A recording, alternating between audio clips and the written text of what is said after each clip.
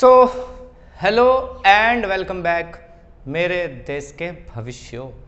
10th standard आज नया chapter start कर रहे हैं केमिस्ट्री से, and that is acids, basis and salts, right.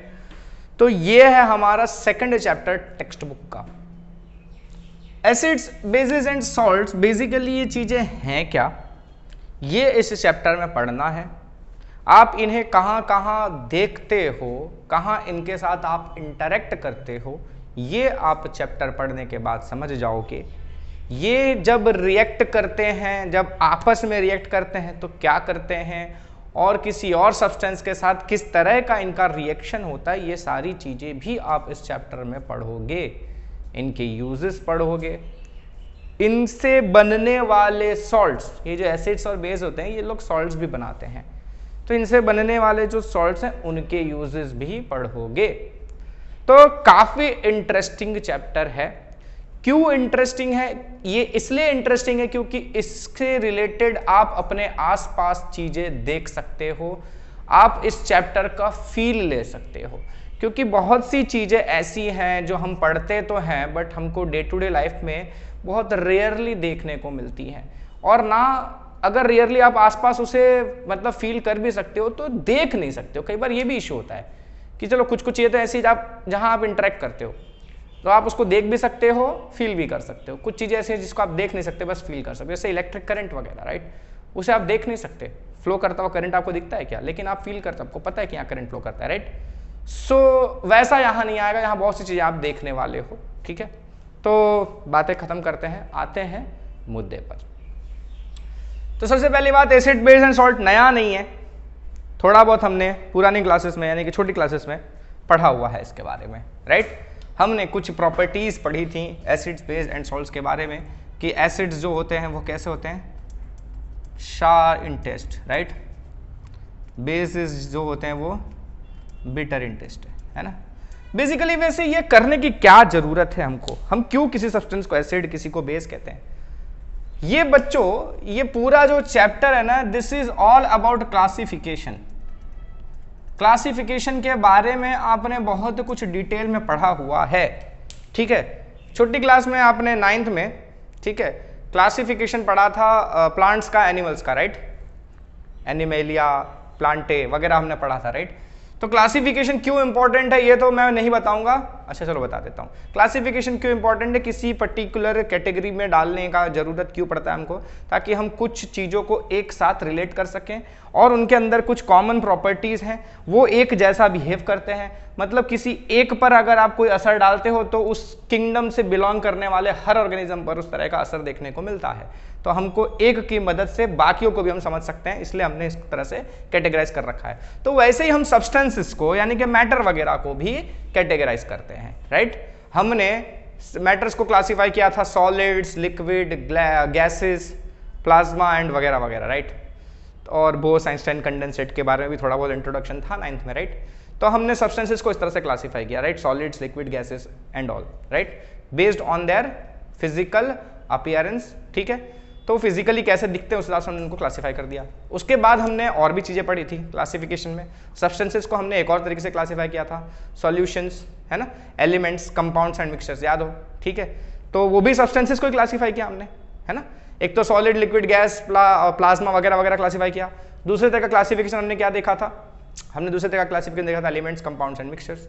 अच्छा, हमने मिक्सचर्स के अंदर भी सॉल्यूशंस, है ना, वगैरह वगैरह देखा था, राइट, सोल वगैरह सब पढ़ा था, राइट। ओके, तो ये सब तरह के क्लासिफिकेशन जो हम करते हैं सब्सटेंसेस का, उसी तरह से एक और क्लासिफिकेशन है सब्सटेंस का। वो क्लासिफिकेशन कुछ इस तरह का है, ठीक है, जिसमें हम सब्सटेंसेस को 3 कैटेगरी में क्लासिफाई करते हैं। वो 3 कैटेगरीज है हमारी, acids, basis and salts.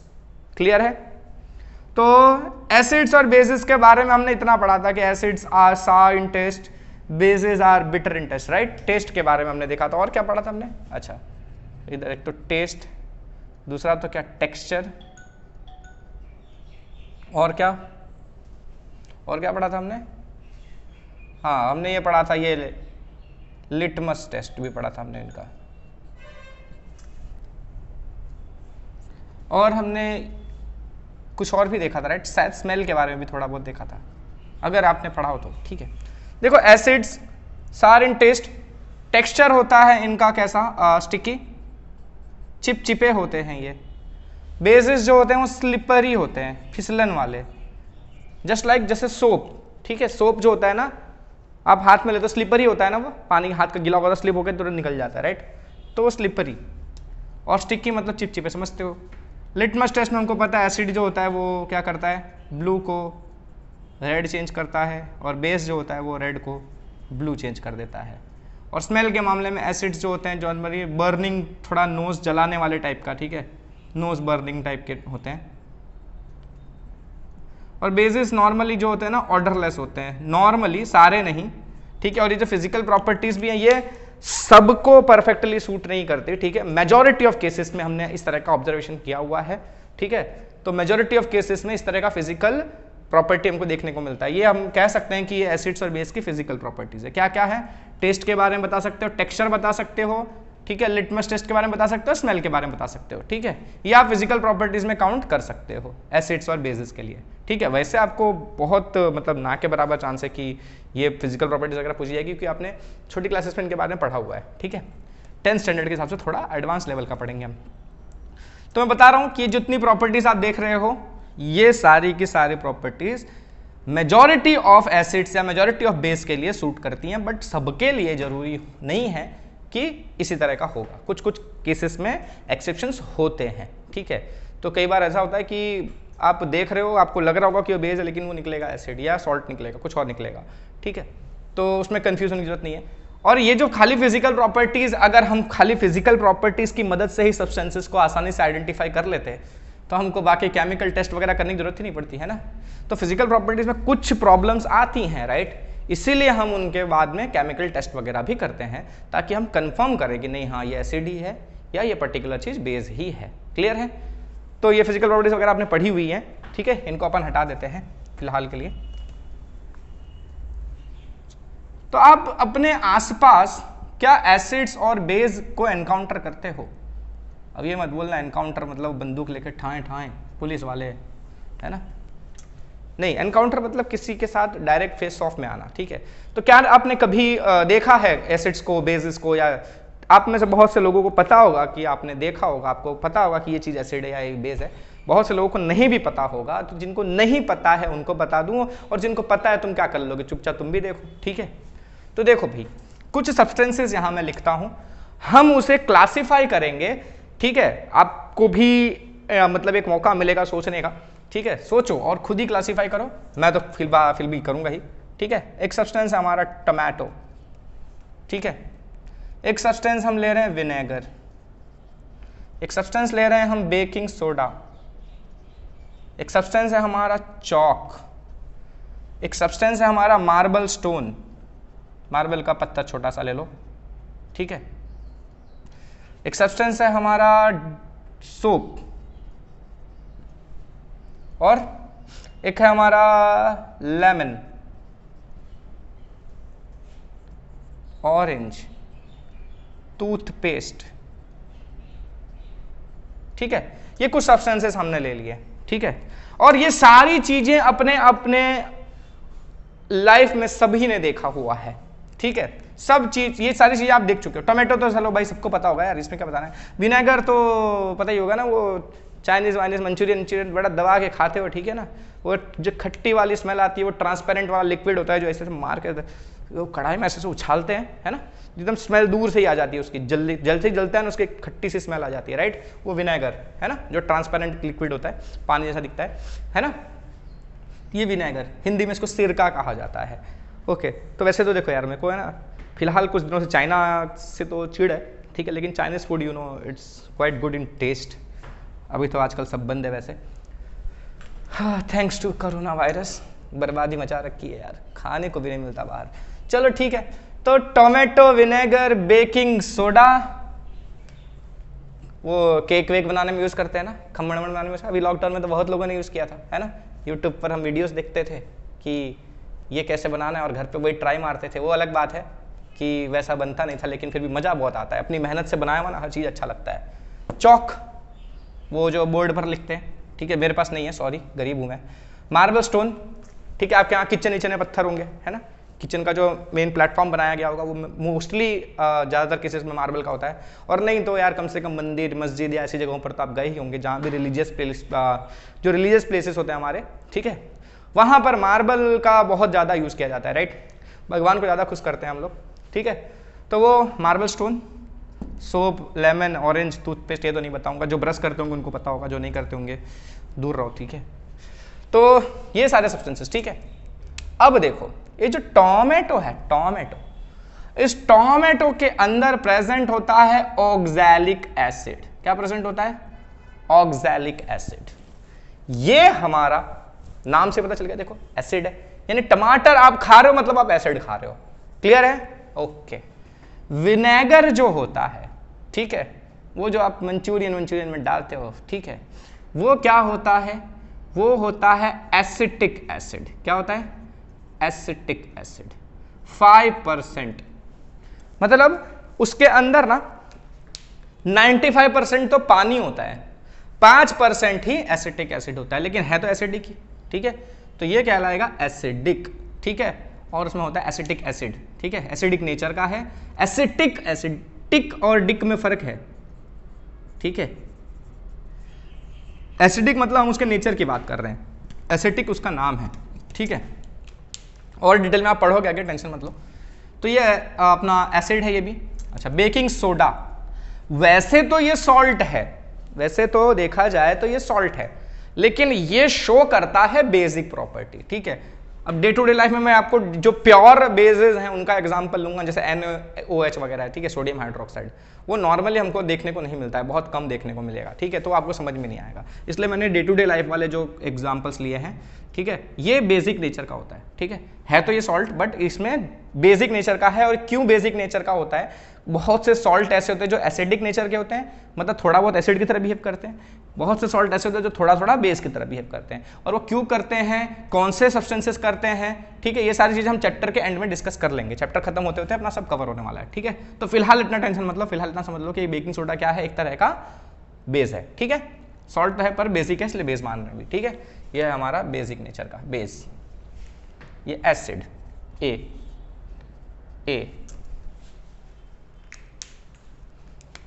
B, चौक, चौक चौक जिससे लिखते हैं हम, ठीक है, ये कैल्शियम कार्बोनेट होता है। क्या होता है ये? Calcium carbonate. ये है हमारा क्या? कार्बोनेट नॉर्मली हमारे सॉल्ट्स होते हैं, ये है हमारा सॉल्ट। मार्बल, ये भी कैल्शियम कार्बोनेट वगैरह से बना है, ठीक है, इसमें बहुत कुछ होता है पर बेसिकली हम इसको लेंगे क्या? सॉल्ट, ठीक है। तो मार्बल स्टोन भी हमारा क्या है? सॉल्ट है, ये भी कैल्शियम कार्बोनेट ही होता है, ठीक है। ओहो हो, तू कहाँ से आ गया भाई? हाँ तू, अच्छा, सोप, ठीक है, सोप के बारे में आप आगे के चैप्टर में पढ़ने वाले हो, ठीक है। फिलहाल उसको सिर्फ इतना बता दूं कि सोप जो है वो हमारा क्या है? बेस है। क्या है? बेस है, स्लिपरी होता है। लेमन, लेमन और ऑरेंज, इनको हम सिट्रस फ्रूट्स कहते हैं। क्या कहते हैं? सिट्रस फ्रूट्स, सुना होगा तुमने, ठीक है। सिट्रस फ्रूट्स क्यों? क्योंकि इनके अंदर प्रेजेंट होता है सिट्रिक एसिड। क्या प्रेजेंट होता है? सिट्रिक एसिड, ये साइट्रिक एसिड भी लोग बोलते हैं, सिट्रिक एसिड। तो ये क्या है? हमारा एसिड है। ऑरेंज भी सिट्रिक फ्रूट है, ठीक है, ये भी सिट्रस फ्रूट, यानी कि इसमें भी सिट्रिक एसिड प्रेजेंट है, ठीक है। टूथपेस्ट, ये जो है ना ताजी सांसें, है ना, ये जो टूथपेस्ट को हम बेसिकली यूज ही क्यों करते हैं पता है? ऐसा बहुत से लोग सोचते हैं कि ऐसा दांत घिस घिस के साफ करने के लिए, है ना, ठीक है, साफ करने के लिए भी तो यूज होता ही है, नो डाउट, पर उससे ज़्यादा उसका यूज होता है ना हमारे दांतों को ना एसिडिक मीडियम से बचाने के लिए, उसे न्यूट्रलाइज करने के लिए, ठीक है। तो वो चीज़ें हम आगे डिस्कस करने वाले हैं, इसी चैप्टर में डिस्कस होगा ये, ठीक है। तो ये एक्चुअली क्या होता है ना, एसिड्स को न्यूट्रलाइज करता है। ये है हमारा बेस, ठीक है, इसके अंदर बहुत सारे सॉल्ट्स भी प्रेजेंट होते हैं, ठीक है, पर ये है हमारा क्या? बेस, ठीक है। Toothpaste is what? Basic nature, it's base. तो इतने सारे सब्सटेंसेस हमने क्लासीफाई कर लिए मेरे ख्याल से, राइट। तो समझ में आ रहा होगा कि जो डे टू डे लाइफ में तुम कहाँ कहाँ एसिड और बेस वगैरह देख रहे हो या सॉल्ट कहाँ कहाँ देख रहे हो। और भी बहुत सारे एग्जांपल्स हैं, ठीक है, सारे यहाँ लिख नहीं सकता, लिखने बैठूंगा तो फिर बहुत ज़्यादा तकलीफ हो जाएगी, तो फिलहाल इतनों से काम चला लो, ठीक है। अब चलते हैं अपन, अपनी बुक में एक छोटी सी एक्टिविटी वगैरह दी है, ठीक है, कि कैसे आप आइडेंटिफाई करोगे कि कोई सब्सटेंस एसिड है या बेस है, ठीक है। तो देखो बच्चों, एसिड्स और बेस को, एक तो तुम फिजिकल अपीयरेंस देख रहे हो, लेकिन मैंने क्या बोला कि तुम फिजिकली देख के परफेक्टली नहीं बता सकते कि कौन सा सॉल्ट है, कौन सा एसिड है, कौन सा बेस है ना। तो ये बहुत तकलीफ वाली बात है। तो उसके लिए ना कुछ टेस्ट करने पड़ते हैं हमको, कि टेस्ट करके हम बताते हैं। टेस्ट, TEST, नॉट टेस्ट, ठीक है, समझ में आया। टेस्ट करते हो तो सार और आपका बीटर टेस्ट से आपको पता चलता है कि दैट इज सार वाला इज एसिड एंड बीटर वाला जो है वो बेस है, राइट। लेकिन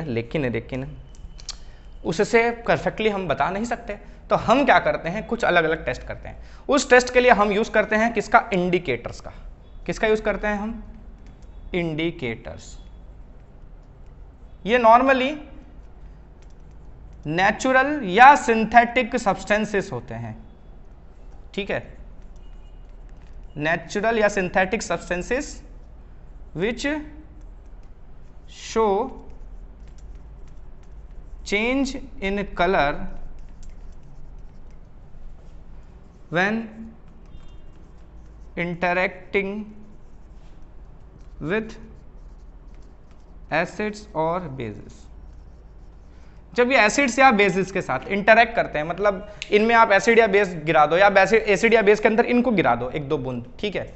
जब आप इस तरह से इनको आपस में मिक्स करोगे ना, एसिड्स के साथ या बेस के साथ, तो इनके कलर में चेंज आ जाता है। इनका नॉर्मली खुद का कुछ कलर होगा, ठीक है, लेकिन जब इनको एसिड के साथ या बेस के साथ आप मिक्स करोगे तो इनके कलर में चेंज आएगा। तो कलर में चेंज आएगा तो आप उस कलर के चेंज के हिसाब से पहचान सकते हो कि ये एसिड है या बेस है। एक पर्टिकुलर कलर दिखेगा तो आप समझ जाओगे एसिड है, और दूसरा कलर दिखेगा तो समझ जाओगे कि बेस है।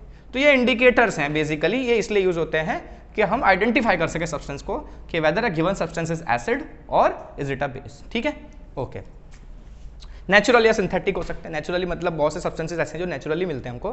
फॉर एग्जांपल जैसे कि हमारा एक पर्पल कलर का डाई आता है, ठीक है, जिसे हम लिटमस कहते हैं। लिटमस सॉल्यूशन जो होता है, आपने लिटमस पेपर पढ़ा, राइट। लिटमस पेपर अगर आपने देखा होगा, आपको छोटी क्लास में पढ़ाया भी गया था कि लिटमस पेपर से हम चेक करते हैं कि सब्सटेंस एसिडिक है या बेसिक है। तो वो जो लिटमस पेपर है उसके ऊपर हम लिटमस का सोल्यूशन चढ़ाते हैं, ठीक है। पेपर के ऊपर एक सोल्यूशन लगाया रहता है, सुखा दिया जाता है, ठीक है। तो वो लिटमस जो होता है ना, वो हमको लिचन के ट्री से मिलता है। लिचन के ट्री नहीं, सॉरी, ट्री बोलना गलत होगा, लिचन प्लांट से, ठीक है। वैसे लिचन जो है आता तो प्लांट कैटेगरी में है, ठीक है, लेकिन ये होता क्या है, फंगस होता है, ठीक है। फंगस और बाद में और भी कुछ माइक्रोब्स के साथ ये सिम्बायोटिक रिलेशनशिप में होता है, वो उतना सोचना नहीं हमको। फिलहाल इतना ध्यान रखो कि लिचन प्लांट से हमको मिलता है। कौन सा मिलता है लिचन प्लांट से, क्या मिलता है हमको, लिचन प्लांट से हमको मिलता है लिटमस सॉल्यूशन, ठीक है। ये पर्पल कलर का डाई होता है, लेकिन जब हम पेपर पर इसको इम्प्रेग्नेट करते हैं तो हम कुछ प्रोसेस करते हैं जिसकी वजह से वो रेड या ब्लू में चेंज हो जाता है, ठीक है। उसको रेड या ब्लू कर दिया जाता है कुछ चेंजेस के साथ, ठीक है। इतना डिटेल में भी नहीं जाना है। फिलहाल इतना ध्यान रखो कि लिटमस सॉल्यूशन क्या है, एक पर्पल कलर का डाई है। नॉर्मली वो पर्पल कलर का होता है, लेकिन पेपर के साथ वो रेड या ब्लू कलर का बनाया हुआ रहता है, ठीक है। उसको हम इस तरह से चेंज कर देते हैं। क्लियर है, अच्छा। तो ये इंडिकेटर्स की बात हो गई। अच्छा, तो यहाँ जो मैंने लिखा है रेड लिटमस, ब्लू लिटमस, ये क्या है, रेड लिटमस पेपर और ब्लू लिटमस सॉल्यूशन भी हो सकता है, पेपर की जरूरी नहीं है, ठीक है। कई बार हम सॉल्यूशन भी यूज करते हैं, red litmus solution, blue litmus solution. मैंने बताया पहले ही, उसको थोड़ा सा ट्रीट किया जाता है। नॉर्मली पर्पल कलर का होता है, लेकिन थोड़ा बहुत ट्रीट करके उसको रेड या ब्लू में चेंज किया जा सकता है, ठीक है। अच्छा, तो इस तरह का है। दूसरा क्या हमारा फेनोफ्थेलिन, ठीक है, ये भी एक इंडिकेटर है। और यहाँ मैंने एक और लिखा हुआ है मिथाइल ऑरेंज, ठीक है, ये भी एक इंडिकेटर है। क्लियर है, तो ये सारे इंडिकेटर्स हैं। इनकी मदद से हम आइडेंटिफाई कर सकते हैं कि एक सब्सटेंस एसिड है या बेस है। अच्छा, इसके अलावा और भी आगे चीजें आप पढ़ोगे, ठीक है, जो एसिड के बारे में बताएंगे कि कितना स्ट्रॉन्ग एसिड है या कितना वीक एसिड है। बेस के बारे में बताएंगे कितना स्ट्रॉन्ग बेस है या कितना वीक बेस है, ठीक है। तो ये सारी चीजें हैं। फिलहाल अभी इस पे चलते हैं अपन, रेड लिटमस, ठीक है। अगर एसिड में आप रेड लिटमस सॉल्यूशन डालते हो, ठीक है, वो नॉर्मली रेड कलर का होगा, लेकिन जब तुम उसको एसिड में डालोगे तो उसमें क्या चेंज आएगा पता है, उसमें कोई चेंज नहीं आएगा। लेकिन जब उसको तुम बेस में डालोगे तो वो क्या हो जाएगा पता है, ब्लू चेंज हो जाएगा। क्या हो जाएगा, ब्लू हो जाएगा। नॉर्मली वो क्या होता है, रेड कलर का होता है, ठीक है। तो जब रेड ब्लू बेस के साथ इंटरेक्ट करता है, रेड लिटमस, चाहे लिटमस पेपर की बात करूं मैं, चाहे लिटमस सॉल्यूशन की बात करूं, ठीक है, रेड कलर का है अगर वो, ठीक है, तो वो जब एसिड के साथ इंटरेक्ट करेगा, मतलब एसिड में मिक्स करोगे तो उसमें कोई चेंज नहीं आएगा, ठीक है, वो सिर्फ क्या करता है, बेस के साथ रिएक्ट करेगा, ठीक है। तो बेस में जब वो जाएगा तो रेड की जगह क्या हो जाएगा, उसका कलर ब्लू हो जाएगा। क्लियर है? अच्छा, अब ब्लू लिटमस की बात करते हैं। तो ब्लू लिटमस क्या करता है, ब्लू लिटमस में अगर आप एसिड मिक्स करो, ठीक है, तो वो क्या हो जाएगा, ब्लू लिटमस वो रेड हो जाएगा, लेकिन बेस मिक्स करो तो कोई चेंज नहीं आएगा। तो उल्टा हो गया थोड़ा, है ना। तो इतना याद रखो कि एसिड जो है उसे रेड से लगाव है, बेस जो है उसे ब्लू से लगाव है, ठीक है। अच्छा, एसिड मतलब रेड, बेस मतलब blue, B for blue, B for blue. Clear है? कैसे याद रखोगे बी फॉर ब्लू का मतलब क्या, कि बेस जो है उसे ब्लू कलर चाहिए, तो तुम उसके पास रेड ले जाओगे ना तो उसको ब्लू कर देगा, ठीक है। और पहले से ही ब्लू ले जा रहे हो तो तंबूरा ब्लू करेगा, पहले से ब्लू क्यों करेगा, समझ में आ रहा है। बेस को ब्लू चाहिए, ठीक है, तो बेस को ब्लू चाहिए, वो सुना ना बेबी को बेस पसंद है, तो बेस को ब्लू चाहिए, तो अगर रेड ले जा रहे हो तो उसको ब्लू करने वाला है, और पहले से ब्लू ले रहे हो कोई प्रॉब्लम नहीं है। बात करते हैं एसिड की, एसिड को रेड पसंद है, ठीक है, एसिड को रेड पसंद है, क्या करेगा ये, पहले से ही रेड है, कुछ नहीं करेगा, उसको रेड चाहिए ही भाई, अच्छा आजा। और अगर ब्लू है ना चलेगा भाई, तेरे को रेड ढूंढना पड़ेगा, तो उसको रेड कर देगा। क्लियर है? Okay, then move to phenolphthalein. Phenolphthalein normally क्या होता है पता है, ये कलरलेस होता है, खुद तो कलरलेस होता है, ठीक है। अब जब ये एसिड के साथ इंटरेक्ट होगा, जब ये एसिड के साथ इंटरेक्ट करेगा तो क्या करेगा, कोई चेंज नहीं आएगा, कलरलेस ही रहेगा, ठीक है, कलरलेस का कलरलेस ही रहेगा एसिड में। लेकिन अगर आप इसको बेस के साथ मिक्स करते हो तो रेडिश पिंकिश कलर का हो जाएगा, कहीं कहीं आपको रेड दिखेगा, कहीं कहीं आपको पिंक कलर दिखेगा, depending on the concentration of that base, ठीक है, या on the strength of that base. Strong होगा तो ज्यादा रेडिश कलर का मिलेगा, अदरवाइज पिंक मिलेगा। तो रेड या पिंक दोनों लिखा जाता है, ठीक है, आपको ऐसे ही क्वेश्चन दिए जाएंगे, रेड पिंक, ठीक है, ऐसे ऑप्शन देंगे। क्लियर है? तो ध्यान रहेगा क्या, फेनोल्फथलीन क्या करता है, फेनोल्फथलीन बेसिकली खुद तो कलरलेस है, आप उसको एसिड के साथ मिक्स करो कोई चेंज नहीं करेगा, कलरलेस का कलरलेस ही रहेगा, वो बेस के साथ कंबाइन होकर रिएक्ट करेगा और बन जाएगा कैसा, रेड या पिंक। क्लियर है? बात करते हैं मिथाइल ऑरेंज की, नाम से ही पता चलता है इसका कलर कैसा होता है, ऑरेंज होता है, ठीक है, ये होता है ऑरेंज कलर का। बेसिकली इनको ट्रीट करके दूसरे कलर्स में चेंज कर भी दिया जाता है, ठीक है, पर वैसे ये ऑरेंज कलर का होगा, ठीक है। अच्छा, जब ये एसिड के साथ रिएक्ट करेगा, जब ये एसिड के साथ रिएक्ट करेगा तो ये रेडिश पिंकिश कलर का हो जाएगा, रेड पिंक हो जाएगा, ठीक है, रेड या पिंक में चेंज हो जाएगा। और जब ये बेस के साथ रिएक्ट करेगा तो ये बन जाएगा येलो येलो डर्टी फेलो, ठीक है। अब ये वाला कैसे ध्यान रखेंगे, तो देखो फेनोल्फथलीन याद रखो, फेनोल्फथलीन याद रखो, कलरलेस है, वो एसिड के साथ रिएक्ट नहीं करता, बेस के साथ रिएक्ट करता है, तो बेस में वो पिंक रेड या पिंक हो जाता है ना। तो फेनोल्फथलीन रेड पिंक हो जाता है बेस में, मिथाइल ऑरेंज उसका उल्टा कर देता है।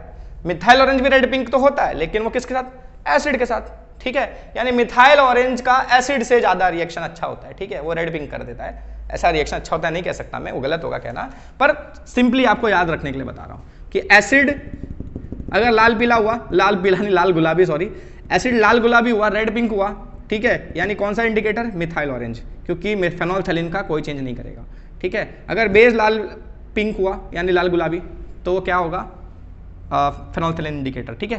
फेनोल्फथलीन बेस के साथ कंबाइन होकर रेड पिंक कलर दे देता है, एसिड के साथ कोई कलर नहीं देता। मिथाइल ऑरेंज एसिड के साथ कंबाइन होकर रेड पिंक कलर देता है, बेस के साथ क्या कलर नहीं देता है, बेस के साथ भी कलर देता है लेकिन येलो, ठीक है, याद रहेगा, बेस के साथ वो येलो कलर देता है। तो ये आपको इस तरह से ध्यान रखना है। क्लियर है कि कौन सा सोल्यूशन कौन सा कलर देता है, क्योंकि आपको ना ऐसे ना टेबल्स दिए जा सकते हैं या आपको कुछ सब्सटेंसेस दिए जा सकते हैं, ठीक है, CH3COOH है, Na2CO3 है, NaHCO3, ऐसे सब्सटेंसेस आपको दिए जाएंगे और आपको क्वेश्चन दिया जा सकता है कि फेनोल्फथलीन इंडिकेटर के साथ आपने इसको मिक्स किया तो कैसा कलर पहले था, कैसा कलर में चेंज आ जाएगा, ठीक है।